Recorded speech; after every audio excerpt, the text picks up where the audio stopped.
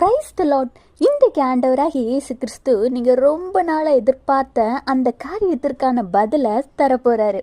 கேட்குறீங்களா? யோபு 5:9, ஆராய்ந்து முடியாத பெரிய காரியங்களையும் எண்ணி முடியாத அதிசயங்களையும் அவர் செய்கிறார். ஆமாங்க, உங்கள் வாழ்க்கையில தான் ஆண்டவர் செய்ய போகிறார்.